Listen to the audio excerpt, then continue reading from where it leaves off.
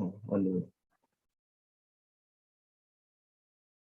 Nanti dia orang akan join dekat sini ke atau dekat YouTube? Dia dua-dua. Sebab sini pelajar sini preferable diorang YouTube. So macam akan ada ramai yang dekat YouTube berbanding dengan Zoom. Okey. Boleh bagi link YouTube sekali tak? Senang kalau saya nak apa? Kadang saya suka komen-komen dengan peserta so saya nampak apa dia orang balas. Oh, dah live dah.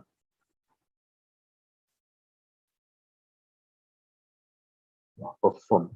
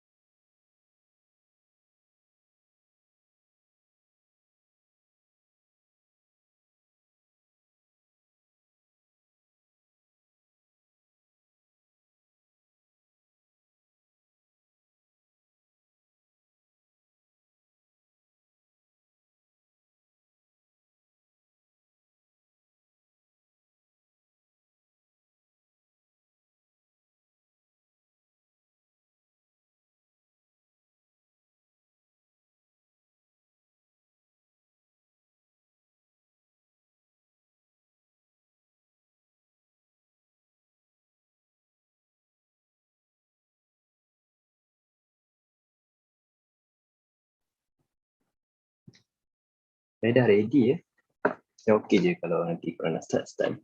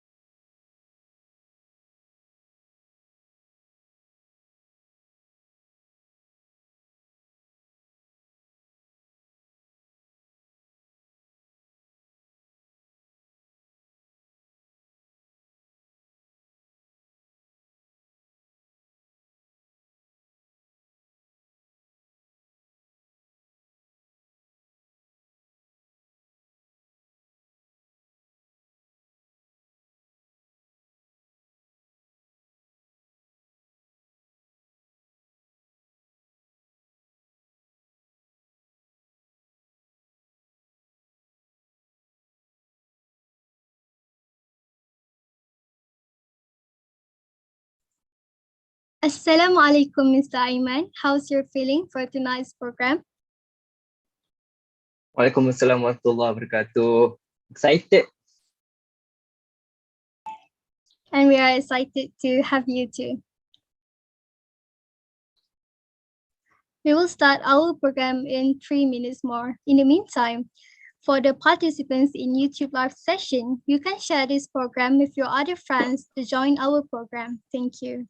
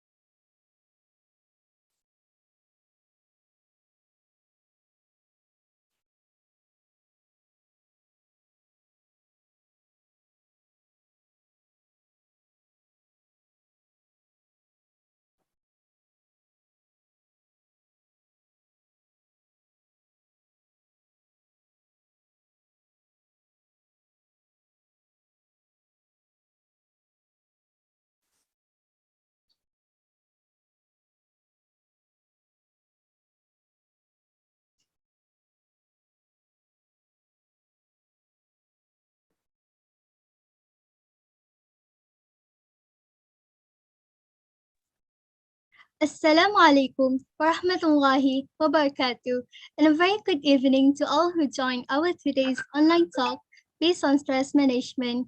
Welcome everyone.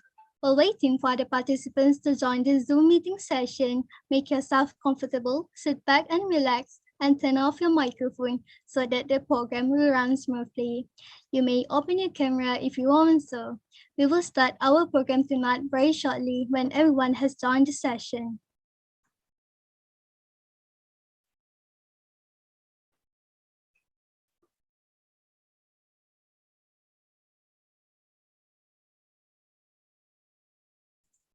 Alright, may I begin tonight's program? Bismillahirrahmanirrahim. Assalamualaikum warahmatullahi wabarakatuh. And a very good evening to our speaker of the day, Mr. Muhammad Aiman bin Amri, Mental Health Advocate, Sir Harun Nazar bin Haji Najimuddin, Advisor of PS CFS IIUM, and to all CFS IIUM students here, may I welcome you all again. Brothers and sisters, to get blessing from Allah Subhanahu wa Ta'ala, let us begin our tonight's program with the recitation of Kitab Al-Fatiha.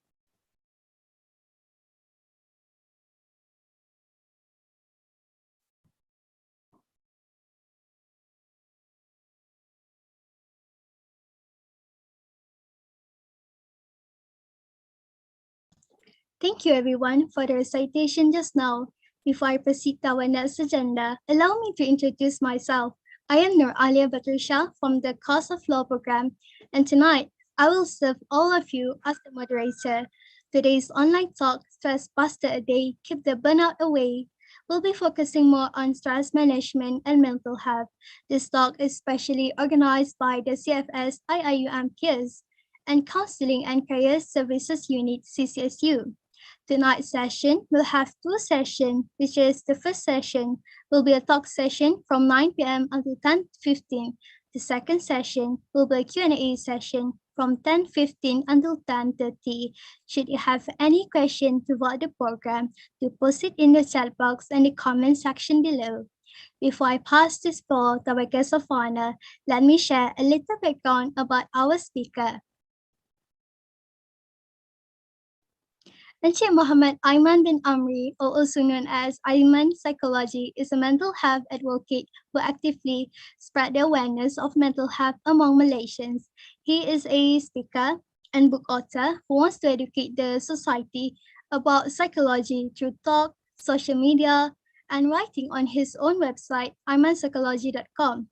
He currently works at Pusat Pakar Psikologi Jiwa Damai as an academy manager and successfully published books, and one of them is Pendiam, which emphasizes on understanding the introvert personality in a world that celebrates extrovert. Without further ado, let us start our program by inviting our speaker of the day, Encik Muhammad Aiman bin Amri. The floor is yours. Please welcome. Okay, thank you, Sister Noria, for the introduction and for the our program today, for the invitation as well. And hopefully, our session today will be beneficial to all of you.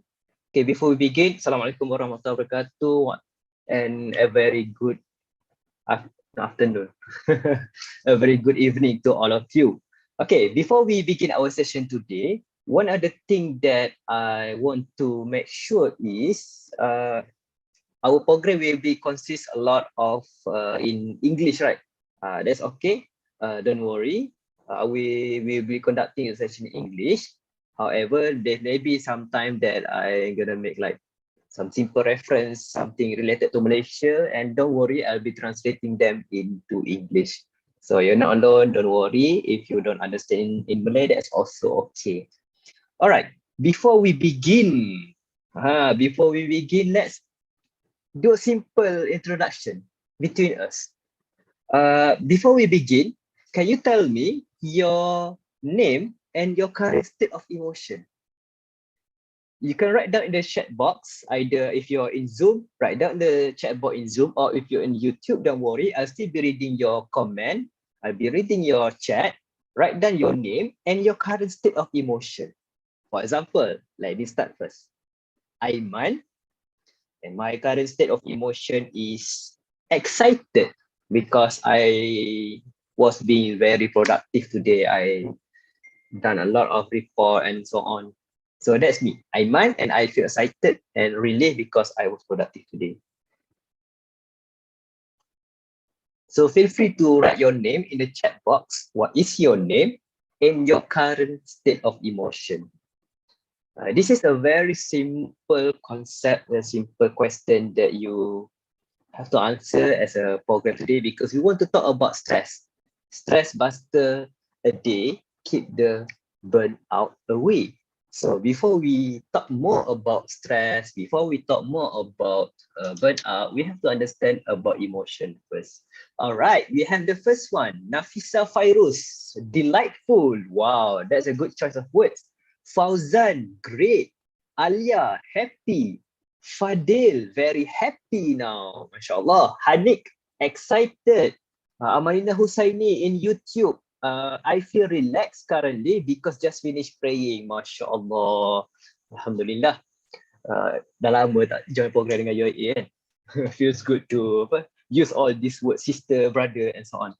Okay, Lilac Daisy, Fatin, currently feel empty and want to act all. Okay, thank you for sharing that, Fatin. Hopefully everything is okay with you. Thank you for sharing that in here. Atira, happy and excited. Okay, thank you, Atira. Hanik, excited. Fadil, very happy. Okay, so a lot of you here are writing down your emotion in here. Before we go further into this, Shade also mentioned that I feel I have no time every day and have to race against time. Okay, thank you for sharing that, Shade. No time every day, I have to race against time. Adiba said sleepy and stressed. Okay. Fadil, enjoy and chill. Okay. Whatever your emotion is, before we go further into topic about stress, emotion, and so on, let's watch a simple video. A simple video where we're going to see a topic related to emotion. Let's watch it together. Can you inform to me either you can hear the sound or not? I'm gonna play it and you write in the chat box either the sound is there or not. Okay? All right. No! No, no, no, you can't take my rocket to the top! Riley and I are going to the moon!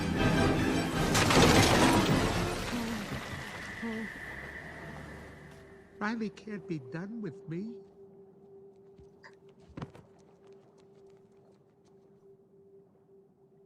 Hey, it's gonna be okay. We can fix this. We just need to get back to headquarters. Which way to the train station? I had a whole trip planned for us. Hey, who's ticklish, huh? Here comes the tickle monster. Hey, Bing Bong, look at this. Oh, here's a fun game. You point to the train station and we all go there. Won't that be fun? Come on, let's go to the train station. I'm sorry they took your rocket. They took something that you loved. It's gone. Forever. Sadness. Don't make him feel worse. Sorry. It's all I had left of Riley. I bet you and Riley had great adventures. Oh, they were wonderful. Once we flew back in time, we had breakfast twice that day. Sadness. It sounds amazing. I bet Riley liked it. Oh, she did. We were best friends. Yeah, it's sad.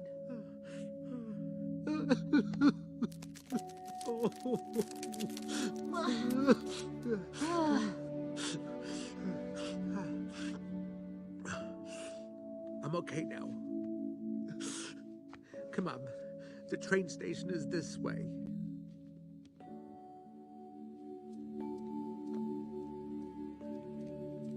How did you do that? I don't know. He was sad, so I listened to what... Hey! There's the train!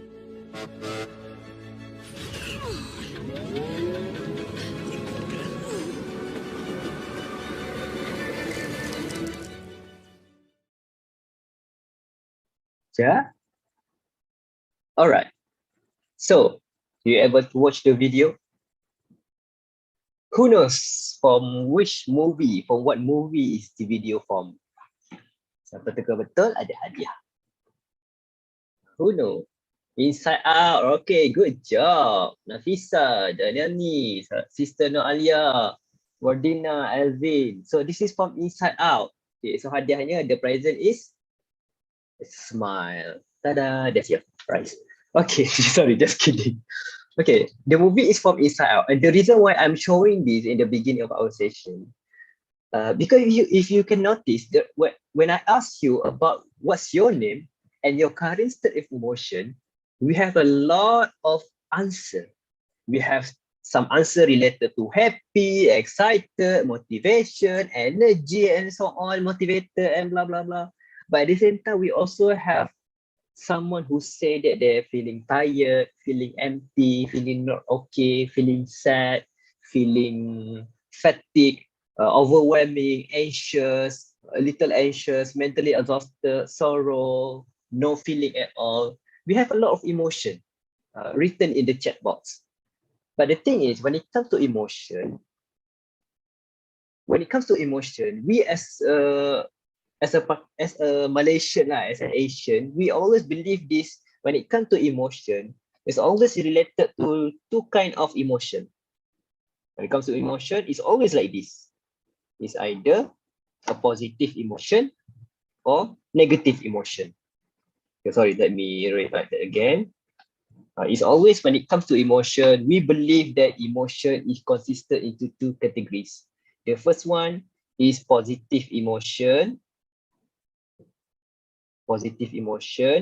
and the second is negative emotion. If I were to ask you, what are the example of positive emotion that you know of? Apa contoh emosi positif yang anda tahu? What are the example of positive emotion that you know of? You can write down in the chat box. If you're in YouTube, don't worry, I still read your answer. Okay, Hadira say relax. Okay, that's good. Relax. What else? Enjoy. Okay, that's good. Enjoy. Apologize for my handwriting. It's very untidy. Pure happiness. Okay, that's good. Happiness. Contentment. Okay, that's good. Contentment. Okay, what about negative emotion? Love. Wow, Alvin. Love. Love. Energize, teruja, smile. Okay, what about negative emotion? Tired. Okay, Aisyah said tired.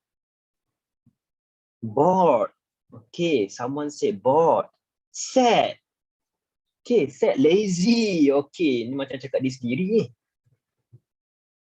Unmotivated. Unmotivated. Oh my god, my handwriting. Okay. Well, someone said for the positive emotion, happy, grateful, satisfaction. Okay, down for negative part. Frustrated. Okay, thank you, Amanina in YouTube. Frustrated. Okay, a lot of emotion we still haven't covered, but I think that's enough. Lonely. Okay, thank you, Alvin. Lonely. Let me put that as the last one. Lonely. So these are the negative emotion that we know of.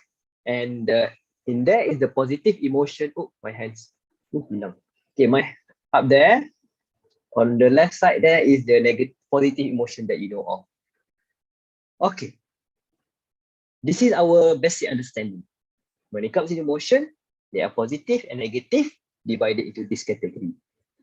What if I were to tell you that today, tonight, let us change our perspective that when it comes to emotion, there's no such thing as positive emotion or negative emotion. There are no such thing as positive emotion or negative emotion. If we were to look at this picture, I believe maybe some of you might see this before. This is what we call as emotion wheel, roda emosi. Emotion wheel stated that we as a human, we have 8 core emotion.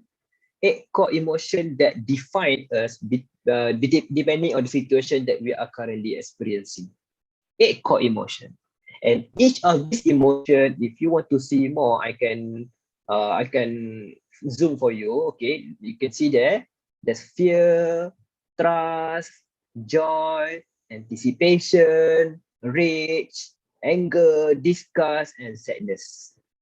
So these are the 8 core emotion of a human whenever we are experiencing something, a certain situation. So just now, someone said happy. Okay, let's say pure happiness.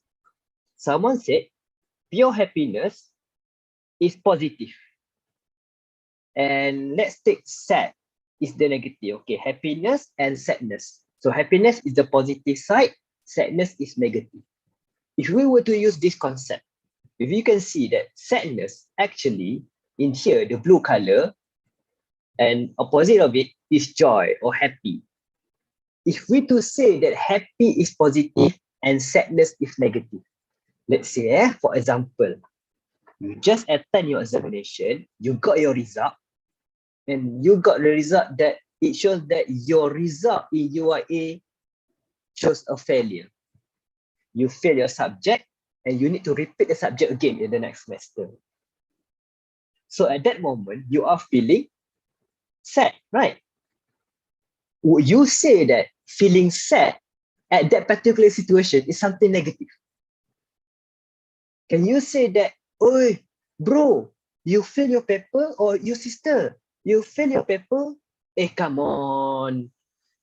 Sadness, don't be sad. Sadness is something negative. You have to be happy.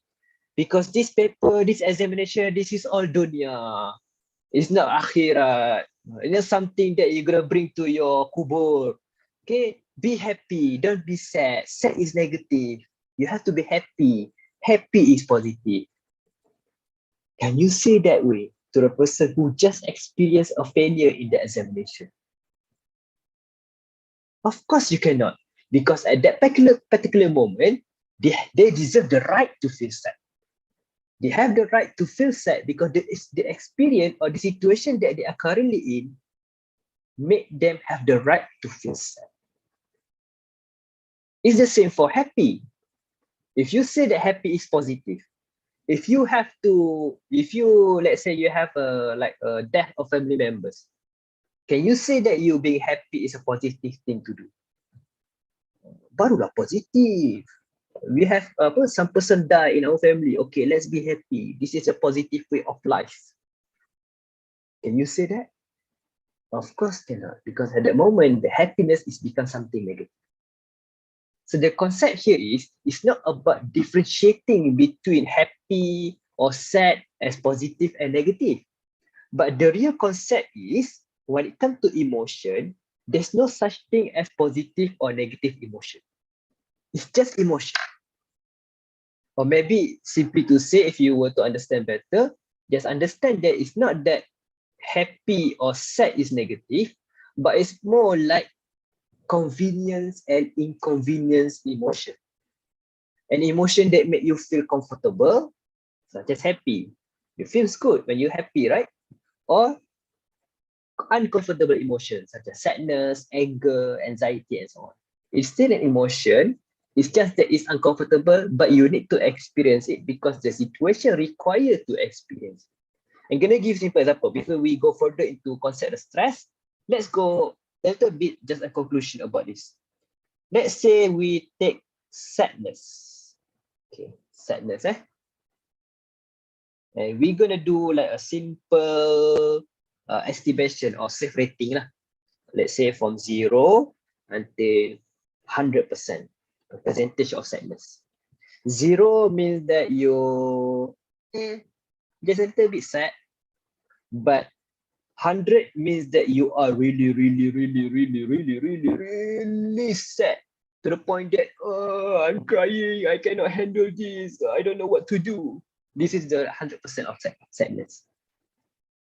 So let's say you have, let's say you lost your pen. Where would you be? Just estimation from 0 until 100%. You lost your pen. Where are you? Just simple estimation. You lost your pen. You can just write down your chat box. Don't worry, I'm not gonna eat you. Okay, Hadira said lost a pen is 0. Okay, lost a pen is 10. Nafisa also said 10. What about failure in your examination? Okay, some said 30, some said 80, some said 98. Also, we have 99. Okay. Or someone said 40. Don't worry. Someone said 20. Okay, that's good. Okay. So you have 20 here. All right. You have 20, we have 40, we have 10, and so on. So you have a lot of answer. We have a lot of response here. But that's okay, because when it comes to perception of sadness, everyone perceives their failure in examination differently. Maybe some people, they have studied hard, and when they got the result, fail, something high sadness for them. But maybe some of you feeling that when it comes to sadness, maybe you just feel that, okay, this paper is just another paper, so you don't really feel sad. So that's maybe 20 or 30 for you. Whatever your answer is, that's okay, because the concept in here is, even if you reach 100, it is still considered as a right to feel sad. You deserve to feel sad. It's not going to make your emotion negative, because the thing that make our emotion negative is not the category of sadness, but severity and prolong. Remember this. What make an emotion as negative is first severe and second prolong. What it means by severe and prolong. Let's say you have a sadness of 100%. And when you have a sadness 100%, that's severe. And that 100% prolong. Prolong means that it persisted for a few weeks, for a few months, maybe for 2 months, 3 months, 4 months, 6 months, you feel sad. And with the addition of, you start to have a disturb of life functioning. For example, your eating appetite affected, your sleeping pattern affected, you are unable to sleep, or you sleep a lot, or a lot of other things that you start to have. So this is what we call as something to be negative. Remember the concept. When it becomes severe and persist or prolong, that's when it becomes negative. It's the same concept for happiness. If you feel happy, that's good. But if you're happy too much and prolong for a few months, 7 months, 8 months, to the point it affected your life. For example, people who take drugs. I know that you never took drugs, but maybe just remember the one that we see in the film, right? When people take drugs, they have this euphoria, high feeling, right? They are happy. But would you say that that's happy is a positive feeling of happy? Happy, when you go high and so on, getting euphoria. So that's become negative. Why? Because starting to affect your life. So you understand the concept. When it comes to emotion, there's no such thing as positive emotion.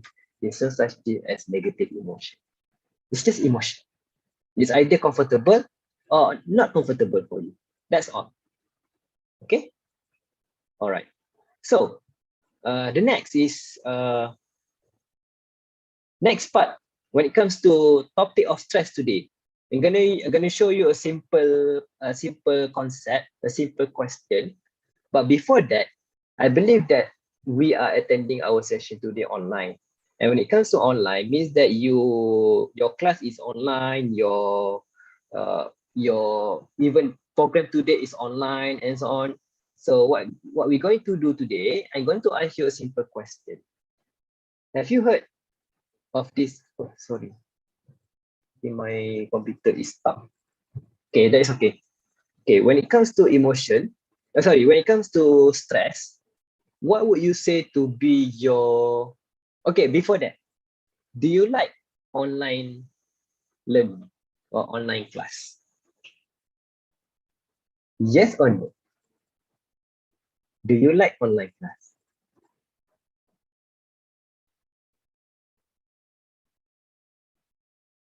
Okay. All right. So a lot of you said that 50-50, no, not that much, and so on. Okay, that's good. All right. Sometimes no, sometimes yes. Okay, jawapan selamat. All right. So we have a lot of answer here. Tersuka tanpa sengaja. In YouTube also say no. Okay, someone said yes. Amanina Husaini said yes. No. Okay, Fatin Al-Baki say yes. Bidayatul Najihah say yes. Okay, some say yes, some say no. Okay, if you say no, if you don't like online class, would you care to share the reason that make you feel stressed because of online class? What would be your answer? Why online class is so challenging for you? What is the challenge actually? You basically just sitting there, look at the computer, you got your attendance, examination, open book. So why you don't like online class? Interesting question here. No face-to-face interaction. Okay, that's good. No face-to-face interaction. Okay. Letih tengok screen lama. Tired of looking at the screen for a long time. Nazira, susah nak catch up. Okay, what else?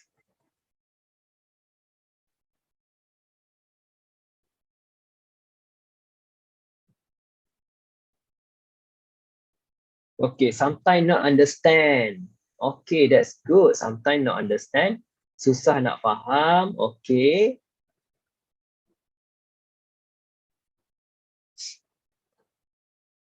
Internet connection. Atira Sukri said internet connection. Miscommunication often occur, Amanina. So a lot of stress when it comes to online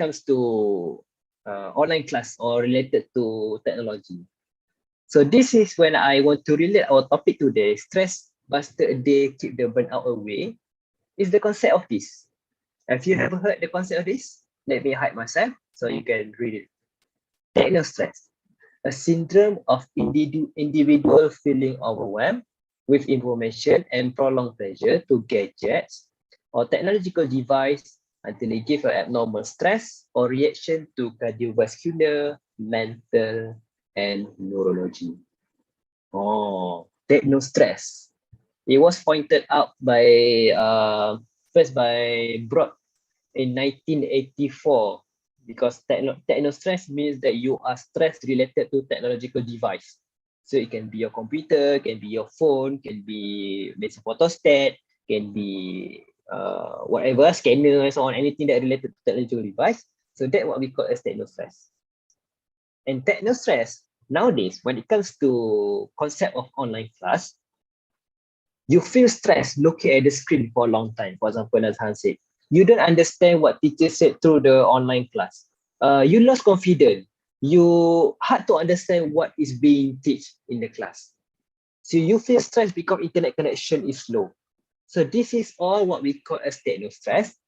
And techno stress is like stress It can either be good or bad depending on the level of the severity. Okay, for example, when it comes to stress, would you say stress is a good thing or a bad thing? Is stress a good thing or a bad thing? Bagus ke tak sebenarnya ada stress ni?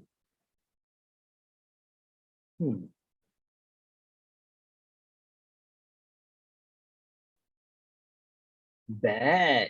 Stress menunjukkan kita concern. Stress means that we are concerned. Okay, it can be good at some situation. Good, mostly bad, depends. Okay, this is something interesting here. When it comes to when it comes to stress, something that we need to understand here is stress is like an inverted U shape. You know inverted U shape? Easy. Inverted U, sorry, I can't draw to show it now because my iPad now stuck. But yeah, you know, Apple. Tapi iPad got stuck, but it's okay. Inverted U shape means that, let's say, imagine this is a scale or axis or graph, stress and productivity. Okay, stress and productivity. So let's say the more you stress, the more productive you are. The more stress, the more submission that you need to submit, the more coming deadline is coming closer to now is making you more productive. So itu more productive, more stress, more productive. But at one point, when that kind of stress more than you can handle, productivity drop. The highest productivity that you have because of the highest stress that you can control, that's what we call as your resilience, your point, your level of what we call as optimum stress level, the optimal level of stress. That's why kerja last minute biasanya power kan, because the amount of stress is like the maximum, because it's the most optimum level that you can accept stress. But if you go more than that, your stress will drop. Your productivity will drop. So it's an inverted U shape. So what we want to be at is at the most optimum level of our stress. You cannot say stress is bad because you need stress. Imagine that you enter IIUM, there's no attendance, no online class to attend, no submission of homework, no submission of assignment, no examination. You just come to register and you tell your lecturer how many CGPA that you want to have during graduation. And you just attend your ceremony of graduation. That will be heaven, right? But it will not be productive for you. After you graduate, you come to the company, you go to work, and you know how to work. You don't know anything about your course, because there's no pushing factor for you to do your best in your field, in your course. However, stress as well, it cannot be good if it's more than your ability or your threshold. Remember the optimal level, you go past that level, stress is becoming distress. Because stress, there are two types of stress. Eustress and distress. Eustress is a stress that is good for you, making you productive. But distress is what we call something that relate to whenever the stress becoming too much to handle and you are unable to handle it anymore. For example, you come to IIUM, you have 8 subjects in one semester. For every semester, there are 30 assignments to submit. In every 30 assignment, every week you have a quiz and you have examination in every 2 weeks, and you have a group project with your partner every 2 days. And all of this need to be done in a month. So that will be crazy because the amount of work that you need to do, the amount of submission that you need to submit and so on, is more than you can handle. So that's when the stress becoming struggling and more than you can handle. And sometimes the reason why I emphasize stress, because if you don't handle your stress, it will become an issue like this. Issue like what? Stress, when it can prolong, when it's becoming like prolonged and persistent for a long time, it can lead to depression. It's simply to say depression is a lot of things. Depression is very complicated, but I'm just making it casually easy for you to understand when it comes to depression. is a sadness of something that happened in the past, but it become a burden in the present. While anxiety is something that make you feel scared or fear or something that doesn't happen yet in the future, but it become a burden today. For example, you're feeling fear of the upcoming examination. You keep thinking, you sleep, oh, exam minggu depan. You want to eat, oh, exam minggu depan. You want to go to play rugby, play futsal, so on. Exam minggu depan. Sometimes you just want to go to the toilet to relieve yourself. Sambil-sambil tu, esok minggu depan exam tak dapat keluar. Masuk balik kan. So apa sebab stress? So that kind of anxiety or fear of something that doesn't happen yet, it will lead to anxiety. While depression is a severe sadness feeling that of something that already happened in the past, but because you're unable to move on from it, you're unable to get out or find for closure, you did not get treated for it, it become a burden until today, which leads to depression. Of course, depression and anxiety is much more complicated than this, but I'm just making it easier for you to understand, because when it comes to stress, depression, and anxiety, they are different in terms of what we call definition. I'm gonna hide myself so that you can have a time to read it first. So this is the concept when it comes to definition of stress, depression, anxiety. I'm gonna give you some time to read it first. So while you're reading that, let me have a sip of drink. Macam mukbang pula kan.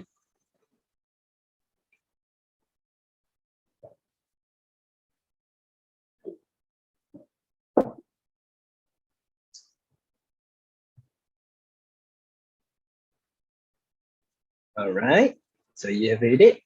So depression is a mood disorder characterized by low mood. Anxiety is overwhelming thoughts with anxiety, and stress is mental or emotional tension resulting from internal or external circumstances. Okay, this is the like what we call as a boring description, academic concept, the definition based on the book. But this is still important for us to understand, because the reason why I'm showing you this, the way we handle depression, the way we cope with anxiety, the way we deal with our stress is different. I'm going to use for example. This is the practical tip that I can share to you, something that we can apply when we want to deal with 3 types of emotion here. For example, if you're feeling depressed, you're feeling sad, you're feeling lonely, you're feeling down, you're feeling not okay. So the thing that you can do first, if you can see the picture of a girl hiding in a blanket, can you see that? Can you guess why does wrapping yourself in a blanket is a way to cope with depression? Apa kaitan? What's the relation? Blanket, depression, sadness, what? Can you guess? Feel hard. Okay, that's good. Fatin Azwani. Wow. Since my time doing this program, I never had a participant who able to answer this. Yeah, people answer, but this is the first time that people say that if you said that you feel hard. So that's good. Oh, good job. Feel warm and coming. Yeah, that's good, Hadira. And you feel protected. It's like a protective layer protecting yourself from the adverse or disadvantage of the thing experience around you.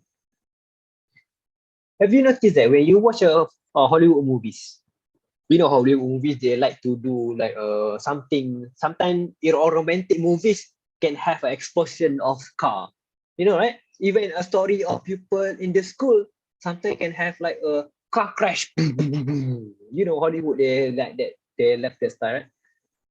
And have you ever seen a scene in Hollywood, whatever movies that you can think of, any action movies, when it comes to like accident or road traffic accident, after the victim survive from the accident, there's no harm, no injury. When paramedic came to the location, to the place tempat kejadian tu, to the crime scene, and they always have this like red blanket cover the victim. Do you notice that? There's always the victim sitting behind the ambulance while wrapping himself or herself in a red blanket, even though that the victim doesn't have any injury and so on.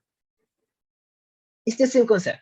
Because when you feel sad, when you feel depressed, when you feel down, that kind of protective layer, it makes you feel hard. It makes you having a protective layer beside or sorry, around you. And it's also the same when people hug you. And I know that some of you may know this, the concept of butterfly hug. Do you know butterfly hug? Butterfly hug. I think some of you, yeah, some of you know about this. I think this is from the Korea drama movie, kan? You know, when I watched that movie and then they show about the butterfly hug in my mind. Whoa, they're teaching us something useful. Butterfly hug, yes. The concept is actually when you do like butterfly. You know, this is butterfly, right? Yeah, this is my hand, of course. I know this is my hand, but it's the shape of butterfly. But the concept is when you do this concept butterfly and you put it on your chest and slowly while hugging yourself, you tap yourself. Even some people like to do this, depends on you. But when you feel depressed, when you feel down, take your time to hug yourself, tapping, right, left, right, while controlling your breath, because it helps for you to be aware of what you are doing. It makes you be mindful so that you are being more, becoming more focused and you becoming, they have feeling like, okay, someone is tapping me, someone is, oh, ada orang peduli pasal aku, someone is here, it's okay, you can do this, and so on. So that's butterfly hug. So there's a lot of other concepts such as controlling your breathing, which is we're going to cover after this. All right. And then the emotion of restless, anger, or frustrated. This is also some of the things that can relate from stress, because when you feel stressed, you feel emotionally distressed, you feel tired, you feel all kind of pressure because of internal or external circumstances, either something on your mind or external can be something that people do to you. So you feel restless, you feel anger, you feel frustrated. All of this anger, all of this frustration, it make your body produce some extra energy. What do you mean by extra energy? Okay, let's say if I want to cari gaduh dengan you, I want to go fight with you. Situation A, nak cari gaduh aku ke? Itulah. Nak cari gaduh aku lah. Dah lama dah tak parti dengan kau ni. Memang dah lama tak parti dengan kau. Kau nak gaduh apa dengan aku? Do you think this is the kind of people who feel restless, anger? Or is it like, oi, cek pasal dengan aku, pegang tangan aku, pegang. It's like that, right? When you feel anger, this is kind of burst of energy that want to explode either through your verbal, through your physical, through your thinking, because it's exploding of energy that want to go out. So this is what it mean by anger, frustration. So you channel that all the energy into a healthy activity. For example, koyak kertas, tumbuk bantal, don't punch the wall lah, you're gonna hurt yourself. But punch the pillow. Sometimes some of my clients, they like to take the pillow and they scream towards the pillow just to release that frustration, because they need to release that anger. They need to release the energy. So after they done that, they take time to process all their anger, all the energy by doing something relaxing. For example, do simple breathing exercise, take a shower, take a wudu, your A kena sentuh lah, kena sebut lah. Okay, take a wudu, go pray sunat and so on. Because after that, you want to let down the steam, you want to let down your emotion so that it will not go more than you can handle. You will not go more to the point that it will hurt yourself. So that's one of the concepts that we do when it comes to feeling anger or frustrated. Last but not least, feeling anxious, feeling panic, feeling tense, and overwhelmed. Remember, stress can be a lot of things. So panic, tense, feeling tired, feeling macam ketak, gerasa-gerasa, segerisah, susah nak duduk diam, susah nak control pemikiran, overthinking semua. This is what we call feeling anxious, panic, tense, and overwhelmed. So one way to deal with that is to take a break. Take a break and put a stop to your mind. How do we put a stop to our mind? You know, when people are panic, when we are overthinking, a lot of emotion, a lot of thinking, a lot of thoughts there inside your mind trying to get out. Dan able to get out because when people overthink, right?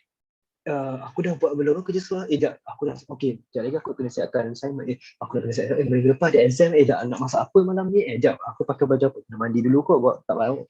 So you overtake a lot of thoughts in your mind to the point that it become tiring for you because all of that will produce nervous energy. So that's why when people overthink, they start to show a shivering physical symptom, start shivering, sometimes hand ada tremoring, nafas jadi cepat, faster breath or shorter breath. Even they have this like more what we call the degupan jantung, the heart beating faster. Because we are dealing something that make us anxious, make us panic. We are unable to sit still because the thought keep on going on in your mind. So the way to reduce that, to make it minimum, first is by writing it down. The difference between thinking and writing, when you think, it's fast, right? If I ask you 1 + 1,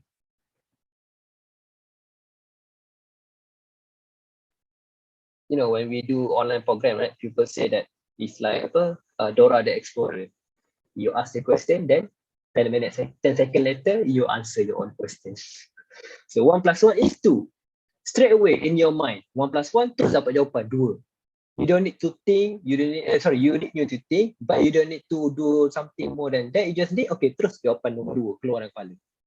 But if I were to ask you 1 + 1 equals to, you're gonna take your time. You're gonna take your pen first. Okay, you go to the book. Okay, this is the book. Okay, 1 + 1 and answer. Okay, take your pen and you write it down. 2. It takes time, right? Different by thinking. 1 + 1, 2. 2 + 2, 4. 4 + 4, 8. Laju je. Tapi kalau tulis, if you write down 1 + 1, you need to write it down. 2. 2 + 2, 4. 4 + 4, 8. You need to write it down and you are focusing on the things that you are holding. You're focusing on the thing that you write. You're focusing on your hand, holding your pen towards the paper. So these are the things what we call as planned distraction. You try to distract your mind, that overthinking, the overwhelming, towards something that you plan. You're still distracted. You're still using that energy, but towards something that you plan, which is writing it down. So one of the way to do this is actually here. Oh, sorry, I put it here. It's supposed to be down here. Write it down. Write your thoughts. Whenever you overthink, write your thoughts. Whenever you're unable to think anything, read something. And then the next what you need to do is to deal with anxiety, to deal with that panic, to deal with the stress that make you feel anxious, is doing a simple breathing exercise.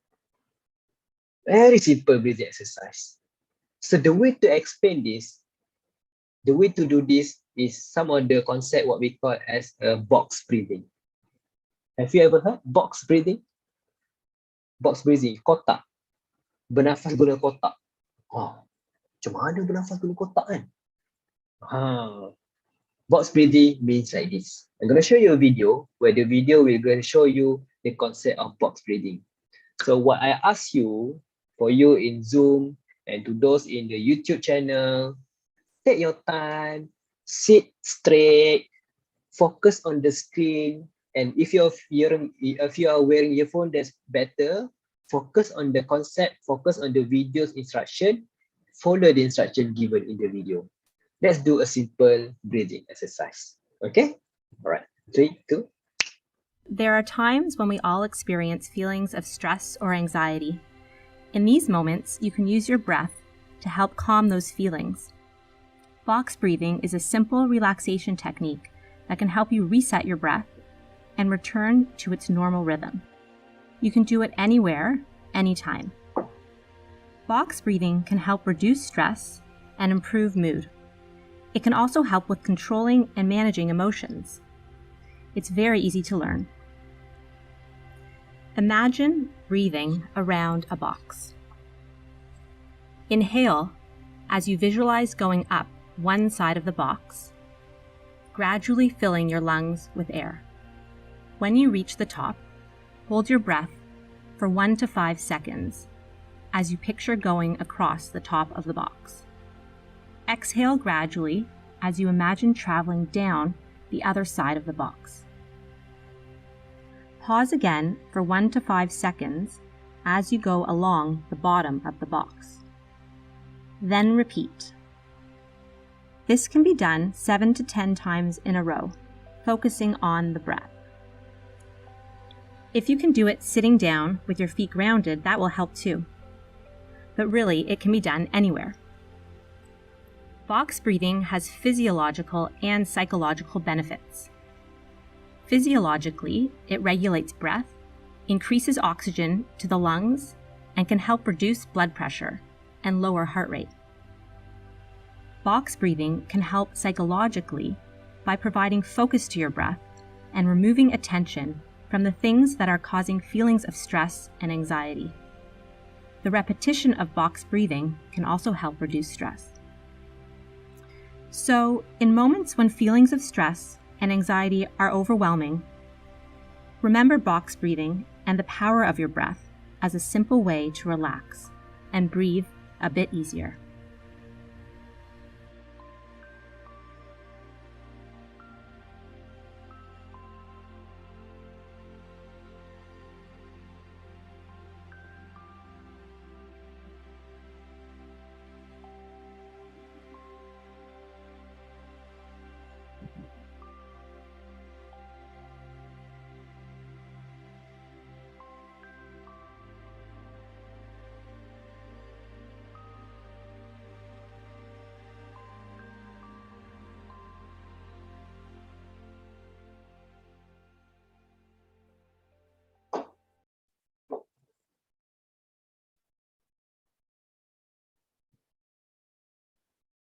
All right.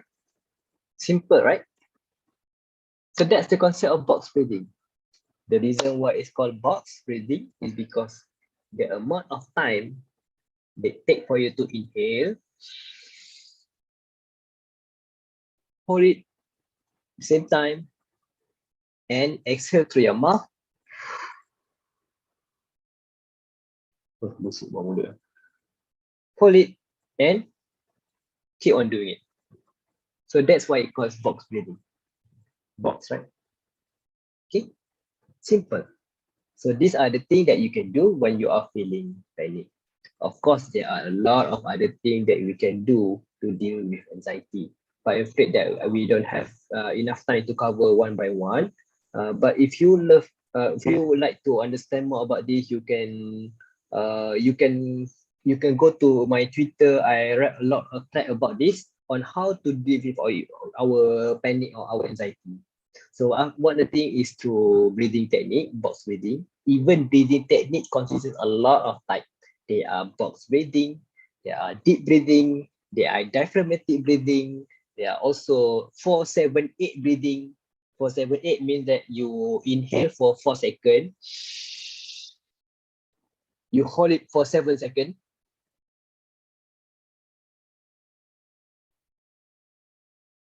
and you exhale for 8 seconds.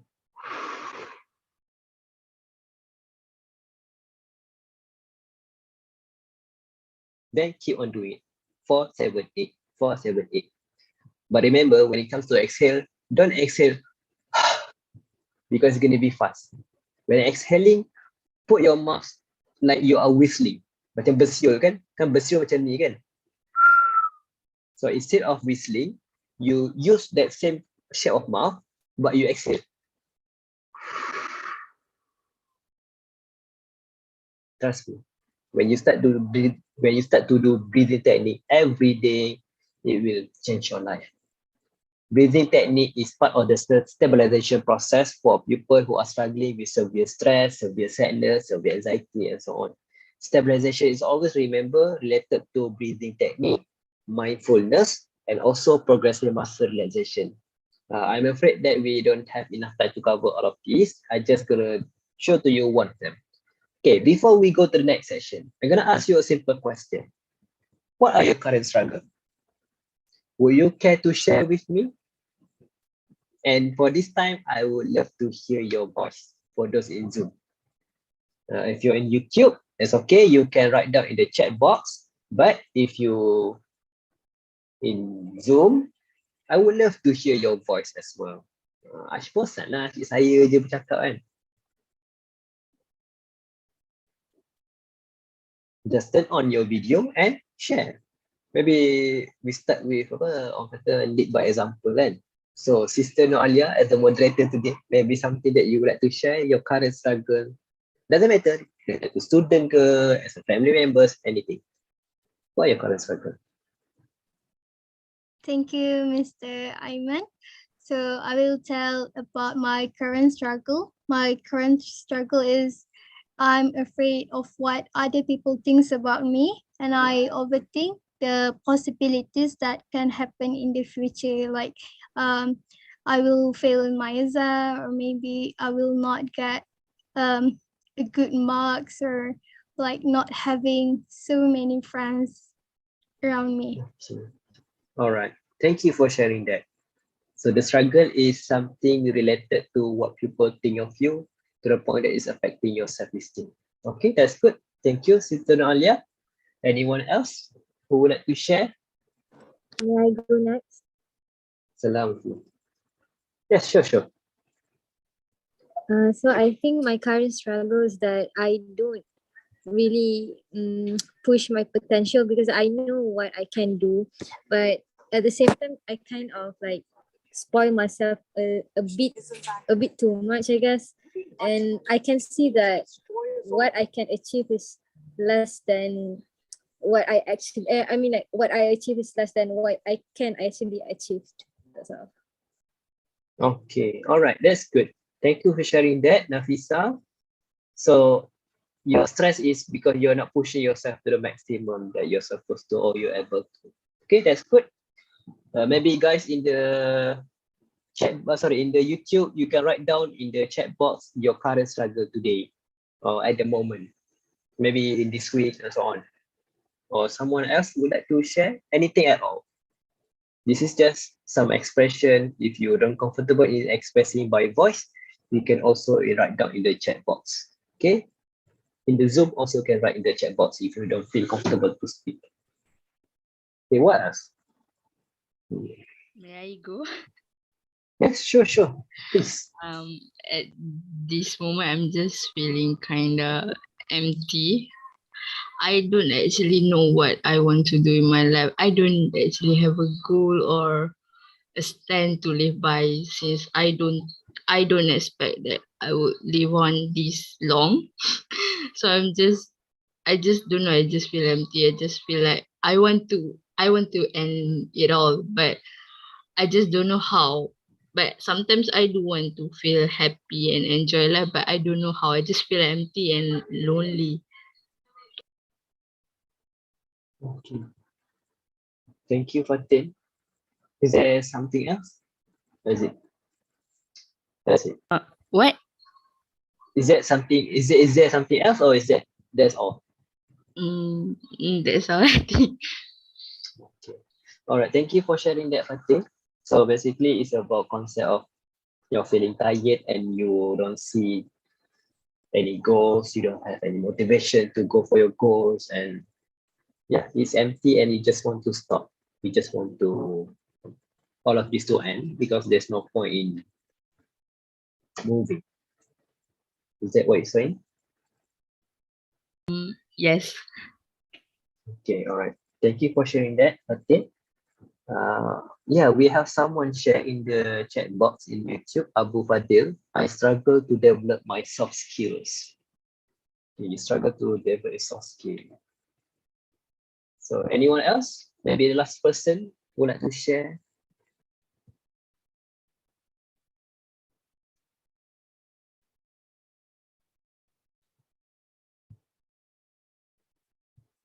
Just kidding. I'm not stuck. Sorry, Hamba. So I think that's the last one. Maybe if you would like to write down in the chat box, it's also okay in the Zoom To those in the Zoom, you can write down in the chat box as well what your current struggle. The reason why I'm asking you this, when it comes to struggle, when it comes to problem, when it comes to stress, when it comes to any challenges in our life, just remember that there are things that we can control and there are things that we cannot control. As simple as simple as things that we can control. For example, Sister Alia mentioned just now that she is struggling with what people might think or say about her. So ask yourself this question. Is this something that you can control? Can we control what people think of us? We can't control that. So what are the things that we can control? Instead of thinking that what people might think of us, what are the things that we can control? I'll give you a simple example. I cannot control what people think of me, but I can control. If I were to hear or know what people think of me, I can control on my response towards that. So that's are the things that are under our control. Or maybe just now, someone said in the stress of online class, right? You have a problem of internet connection, or you have problem of sakit mata looking at the screen through a long time. So that's the thing under your control or without your control. Can you control the time that you look at the screen? Yes, you can control. Remember, if you hear the concept or exercise, what we call as 20-20-20 exercise. When using computer, when you're looking at the screen, use the concept of 20-20-20. What it means is for every 20 minutes, look at something that is 20 feet from you or something far, anything at all, 20 feet from you or more for 20 seconds.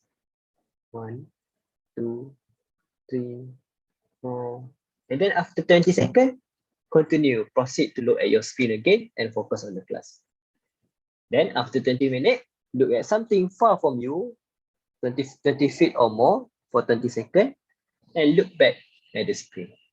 So it helps your eyes to relax. It helps the muscle, the pelvic muscle in your eyes to relax so that you will not feel so eye strain. So that's are the things that are under our control.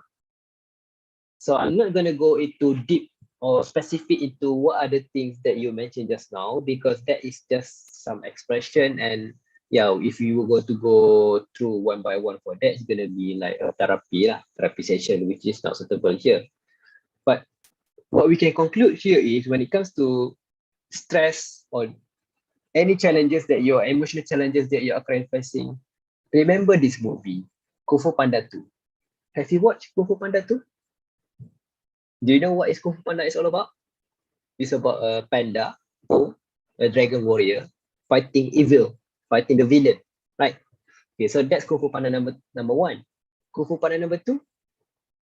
Kung Fu Panda number 2 is focusing on mental health. Mental health. Do you know that in Kung Fu Panda, in Kung Fu Panda 2, they talk a lot about mental health. They talk about depression, they talk about anxiety, they talk about about trauma, but they did not use the word depression. They did not use the word anxiety. The pandas are gonna say, hey, are you feeling depressed? Or are you feeling anxious? Do you have any trauma? They don't use that word. But the word that you use is something indirect, something that you still unable to move on from your past. You need to know yourself first before you're going to move forward. Before you move to the future, you need to settle your past first. So this is all topic under mental health. And one thing that I want to show you, when it comes to Kung Fu Panda, there's a specific scene talking about mental health and how to deal with the mental health challenges that we are currently facing. Do you want to watch it together? We still have time, right? I'm not gonna play the whole Kung Fu Panda lah, tu 2 jam kan, mampus. But I'm gonna show you a simple one scene talking about how to deal with our mental health challenges. Let's watch it together.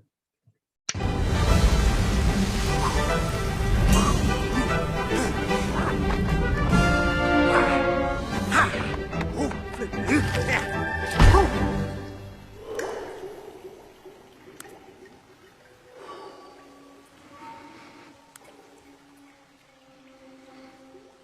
Inner peace. Inner peace. Oh, inner peace.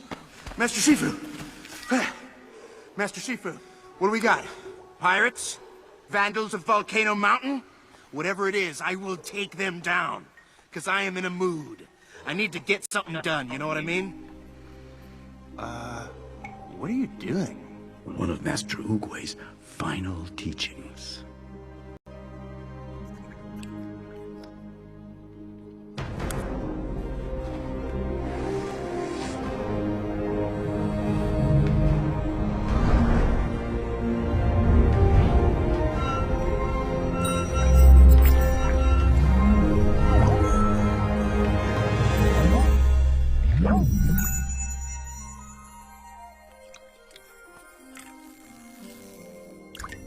Whoa!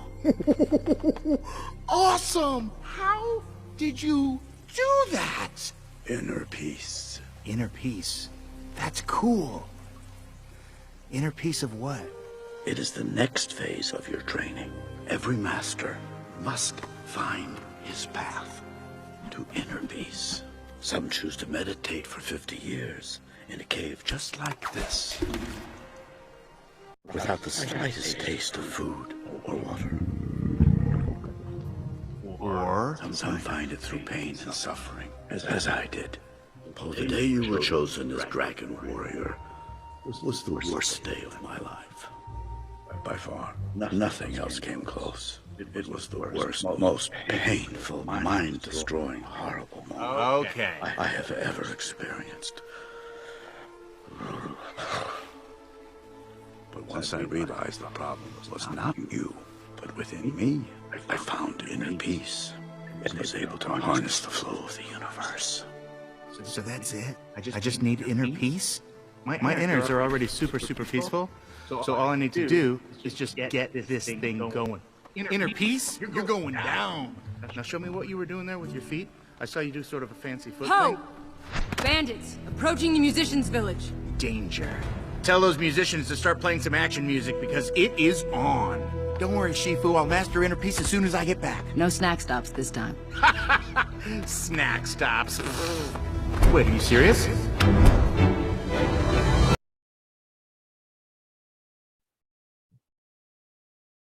Chat. Alright. Do you notice something in this scene? I know that you still, okay, I want to watch this. Don't worry, it's available in Netflix. Just browse it through Netflix after this. But not now lah, after this program. Okay. Do you notice anything about mental health in the video? Inner peace. Okay, what about inner peace? What is the relation to mental health?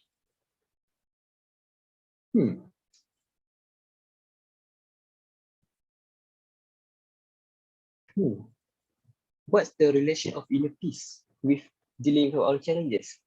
Do you notice that when Master Shifu talking about how Po was selected or chosen as the Dragon Warrior, he expressed that it was the worst day of my life.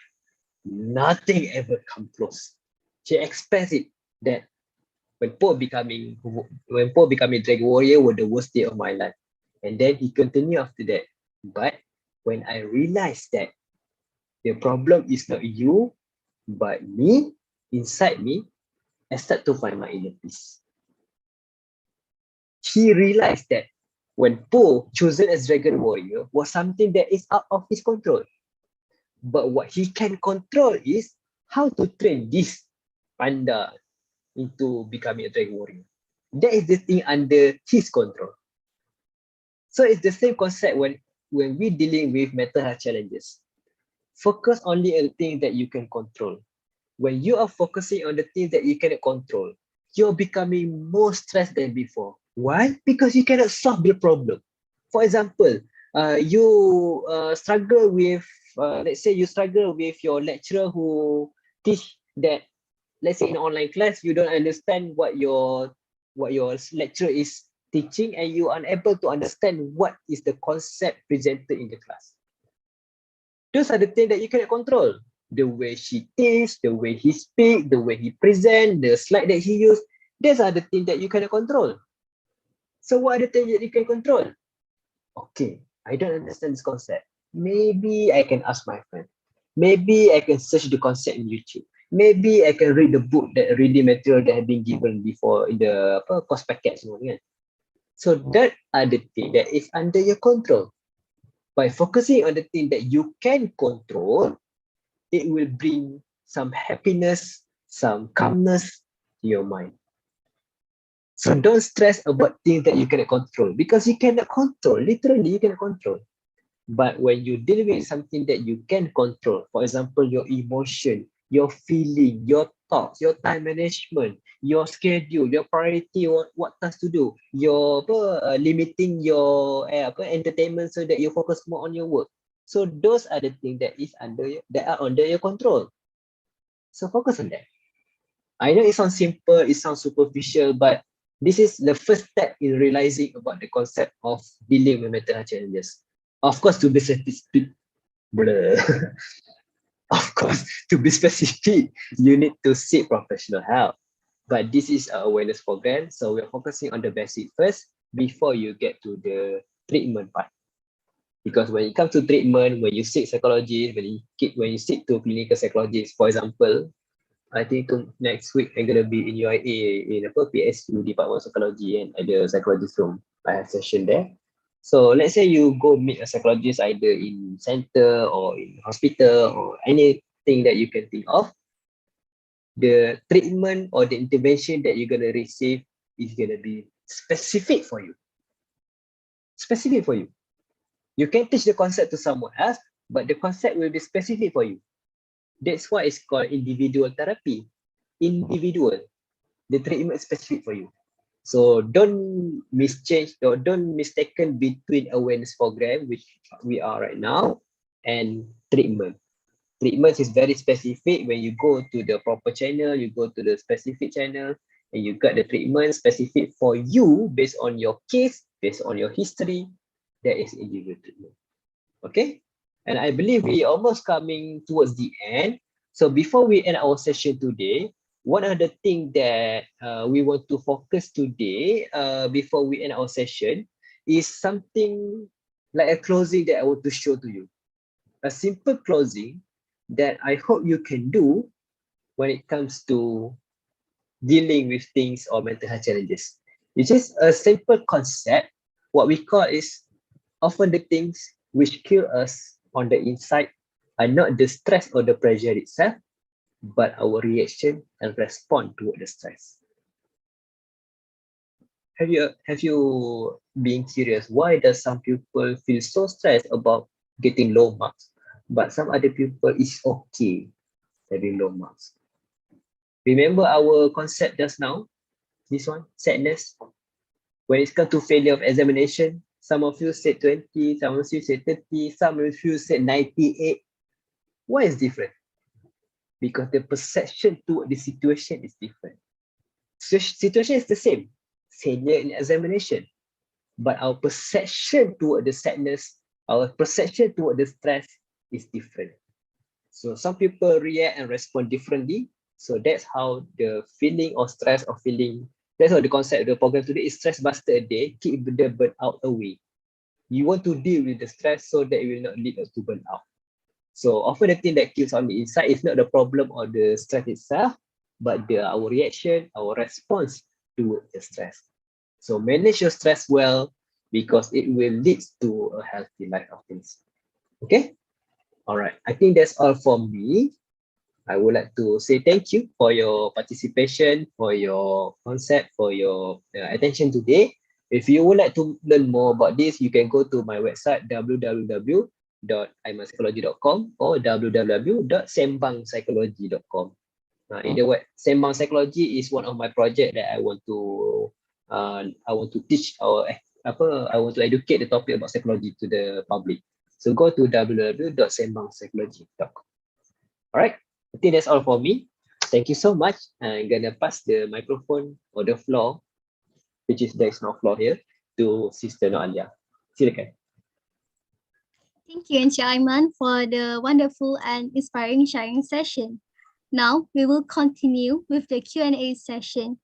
I'm sure that there will be a lot of questions from participants in our YouTube live session.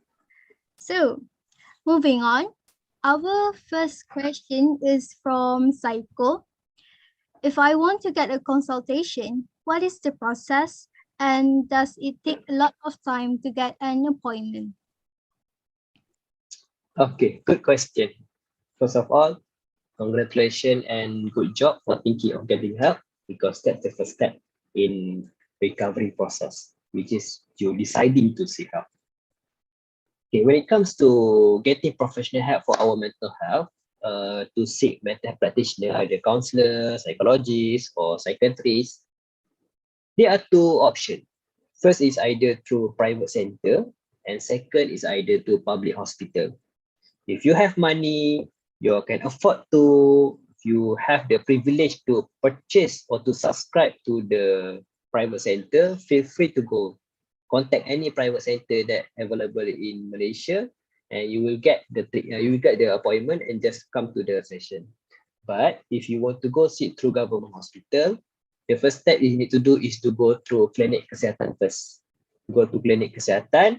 Macam biasa, pergi klinik kesihatan, pergi KK, and when you come to klinik kesihatan, you tell them that you have a problem, just say lah, stress ke, problem with emotion ke, anything, anxiety, so on, depressed ke. So you mentioned that they will do some kind of screening test. They will do DAS21, they will check your blood, check your heart rate, and so on. And then you will get to meet the doctor inside, and they will refer to you to the psychiatric unit, which will take a long queue. Because now expected maybe 1 month, 2 months waiting. That's still considered as fast. 1 month, 2 months waiting. Usually 3 months of waiting, queue line. Memang panjang. So another solution is you can go through NGO as well.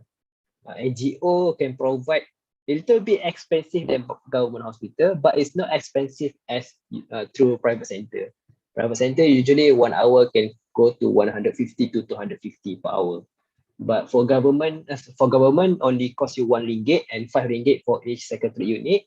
Sometimes can be to RM15.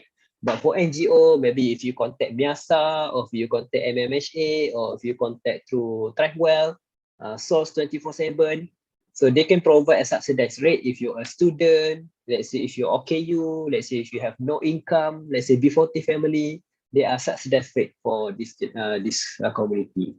So you can try go there as well, as long as you get help. That's most important. But also remember, go seek help from the people who are certified to give you the professional help, because nowadays a lot of people are offering mental health help, but they don't really have this background in this concept. There's one time I saw a poster who provide like water, mineral water yang telah dibaca-baca, ada khasiat dan sebagainya with this nutrition to deal with anxiety, that can help you deal with trauma. By drinking water, you can deal with your trauma. So be careful not to go to that kind of intervention. Or some people also that they have this NLP or coach punya background, they say that they can provide you professional help for mental health. Please prevent from going there as well, because NLP is not considered as something scientific. At the same time, it's not something to treat with medical professional mental health. Because when it comes to mental health, it's something medical. It's not just rasa-rasa sedih lah, it's not just rasa-rasa, it's not just on your mind, it's a clinical condition. So clinical condition, go seek from a clinician, someone in the field, which is either counselor, psychologist, clinical psychologist, or psychiatrist. If you, from your student, I believe that you have counseling unit, and also you have a department. I'm not sure, because I'm generation online punya UAE, so I don't really go there as often as you. So you can go to either counseling unit or impact program, or from the psychosocial help, anything that in UAE, they'll also provide them. Thank you, Mr. Aiman. I think that answer really answering our participants' question just now. So let us proceed with the next question from our participant in the Zoom session. So question from Sister Khadija. Hi, Assalamualaikum. I would like to ask, I always convince myself that I should only focus on my self-betterment and what people think of me is not within my control. But some will tell me you should watch your behavior and behave well so that people won't talk bad about you. Am I really responsible for that? Won't people still talk bad about me if they really want to think bad about me? Okay, all right. Okay, so this is related to my concept that I just mentioned just now about focusing on things that you can control rather than things that you cannot control, which is what people say about you. But some would say to you, you should watch your behavior and behave well so that people won't talk bad about you. Okay, if you're gonna take the concept of focusing on things that you can control, which is yourself, other than things that you can control, or what other thing, don't take too literally because it's gonna lead to selfishness. Of course, let's say I'm gonna go to one of your house, I'm gonna take your laptop. I don't care what you think of me, as long as I get your laptop. So don't take it literally. Find a moderation between that.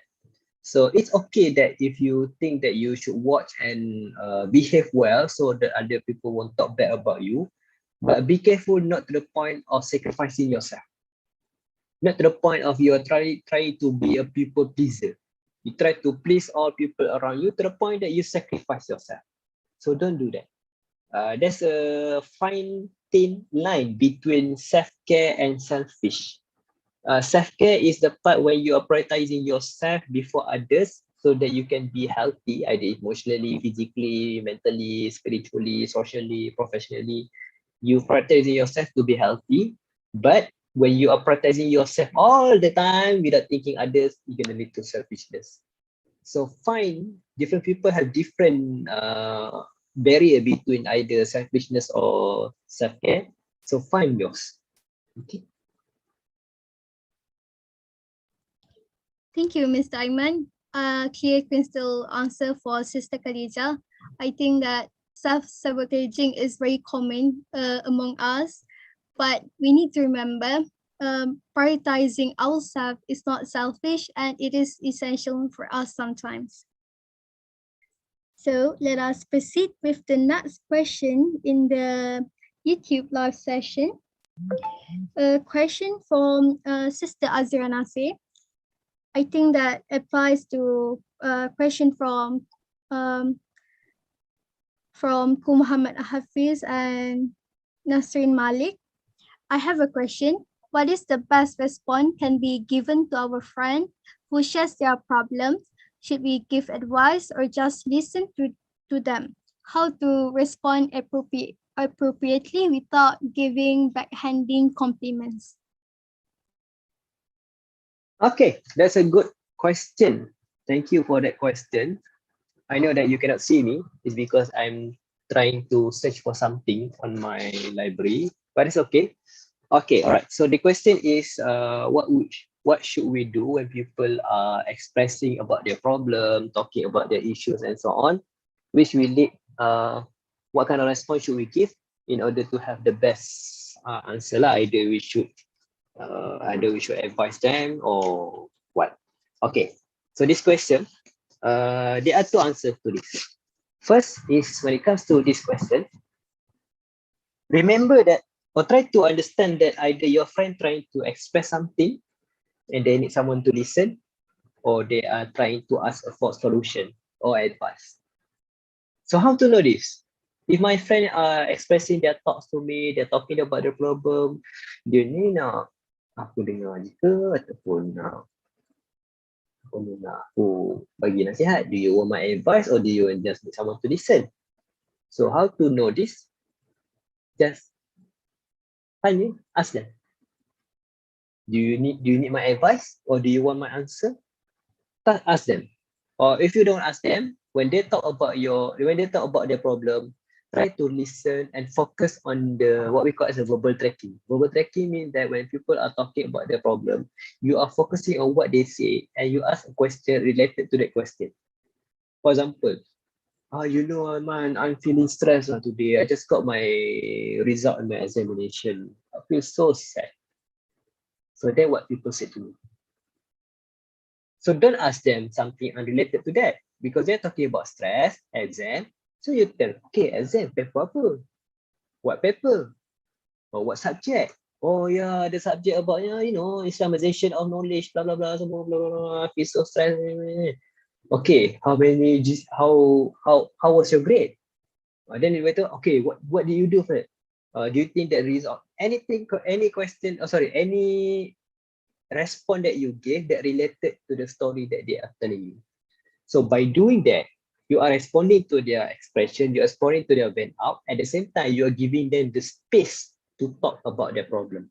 You're giving them a place for them to vent out, to release all the stories to you, and you there as a listener.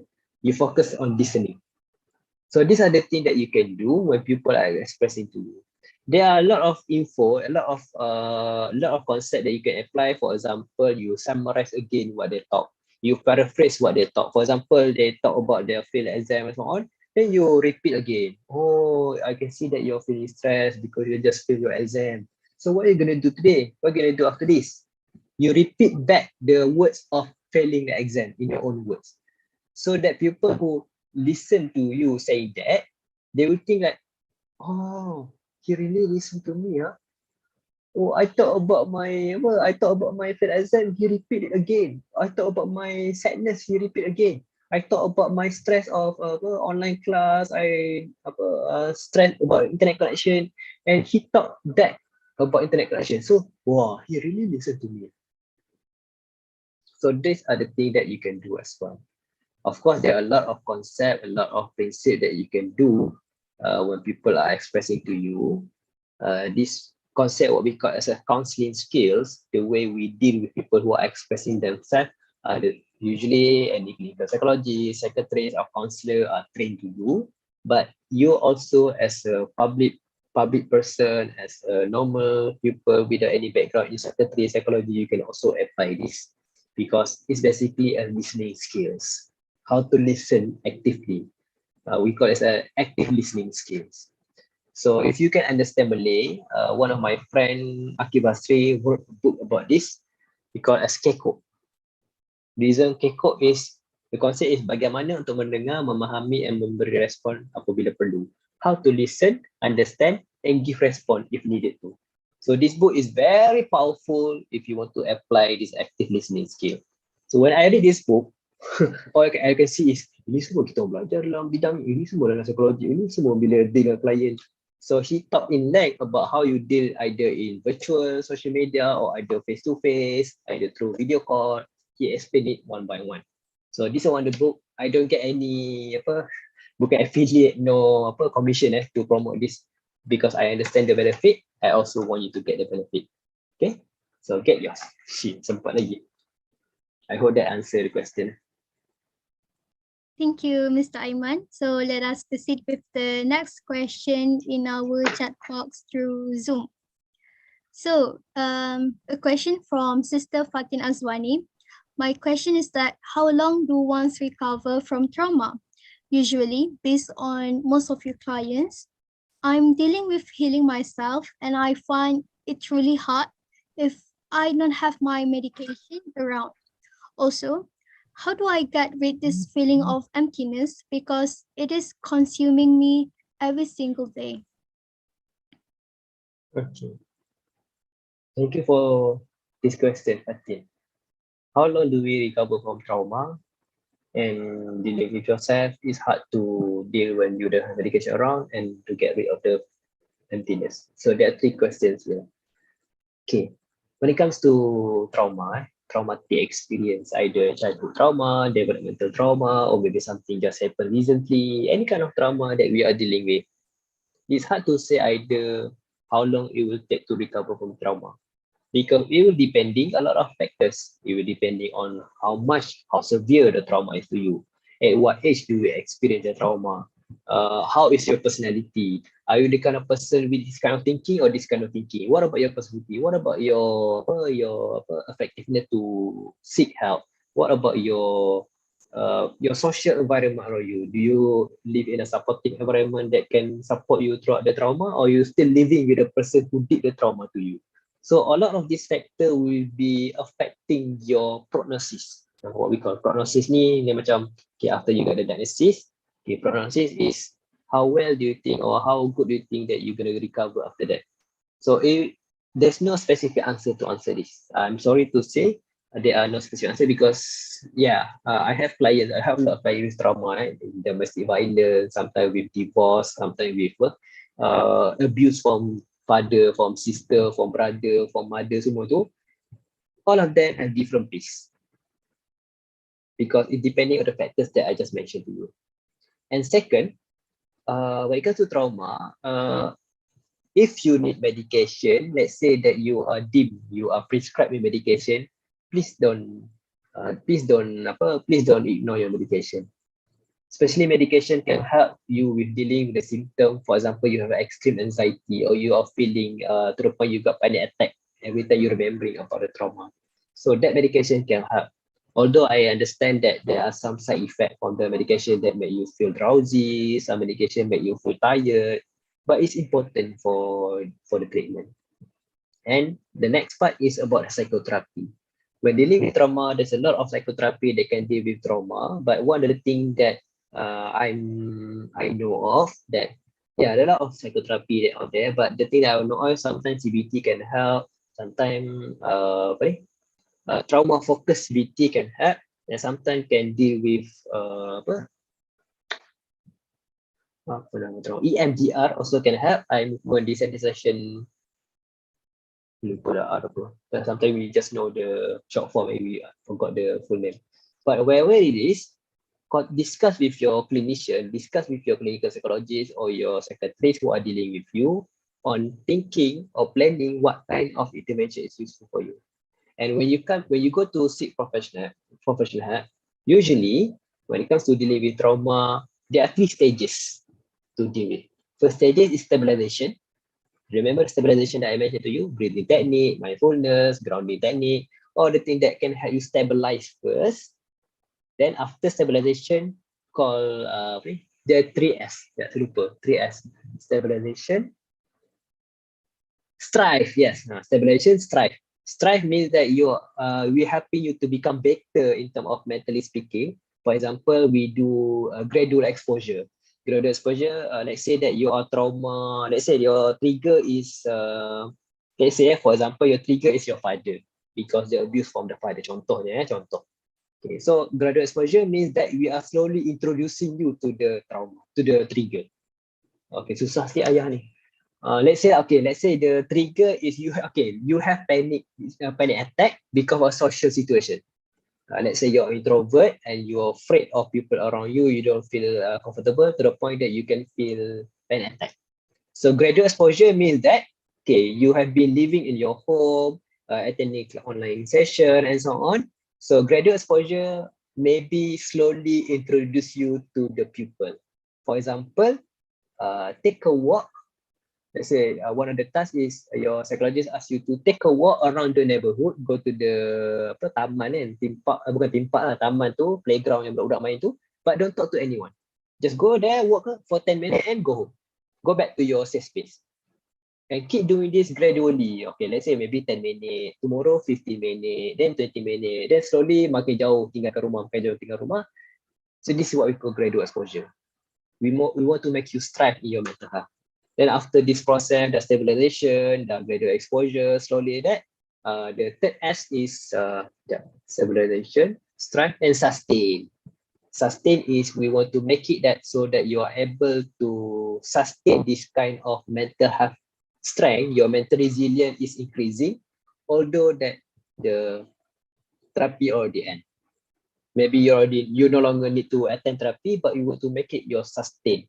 You want to make it your resilience is sustainable. Means that you no longer have to go therapy. You're still gonna deal with problem. Of course, people will still deal with problem, but But the difference is you have a better mental resilience, you have stronger mind, you have better coping mechanism that can deal with your stress. So you can deal with your day-to-day, everything, day-to-day as usual with a stronger, what we call as higher mental resilience. So this process can consist of, sometimes people take 20 seconds, not sorry, 20 sessions. Some people take 1 year, some people take 3 months. So please seek professional help, because through the professional help can have this prognosis to estimate how long it's going to take for you to go through for the treatment. Okay. Thank you, Mr. Aiman, for the answer. So now we have reached to the very last question from Bukai Manly. Bila Brother Aiman nak update new podcast episode dalam Spotify? Come on, baru update kot 2 hari lepas. Nampak sangat tak buka. And now I've been updating for every 3 days. So the last update adalah 9 February. The next update will be tambahlah 9 tambah 3, 12, which is tomorrow. So follow lah my Spotify, go to Spotify, search je AP Voice. AP for Aiman Psychology, AP Voice, voice suara. So I've been uploading now dah berapa? 58 episode pun. 58 episode talking about mental health, so on in a very casual and short version, so that you can listen whenever you want. Tapi it's in Malay lah, it's in Malaysia. Okay. Sempat lagi bukai Manly. Okay, I think that should be the last question for tonight's program. I am really sure that all answers have been answered well from our speaker. Thank you so much for the incredible questions from our participants. I believe there are still more questions that are not answered by Mr. Aiman, but unfortunately, we could not entertain all of the questions as we running out of time. So, brothers and sisters, we have come to the end of the program, which I really hope all of us will benefit from the sharing session just now. Once again, thank you Encik Muhammad Aiman bin Amri and everyone for blessing our event with your presence. We truly appreciate on behalf of the organizing committees, and I would like to apologize if we have made any mistakes throughout this event. All right, just a reminder to all of the participants to fill in your attendance in the attendance link and evaluation form that has been provided in the chat box below as your exit ticket. This is important for your star points. Now, we will have our photography session before we close this program. You may open your camera if you want so.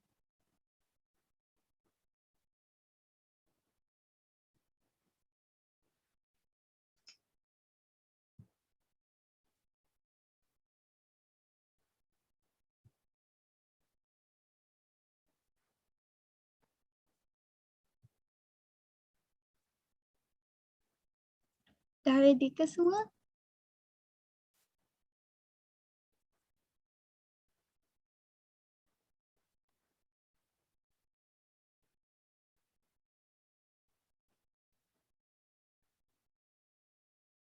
Okay. 1, 2, 3, smile. 1, 2, 3. Okay, freestyle everybody. Okay. Let us end our program with Tasbih Kafara and Suratul Ans.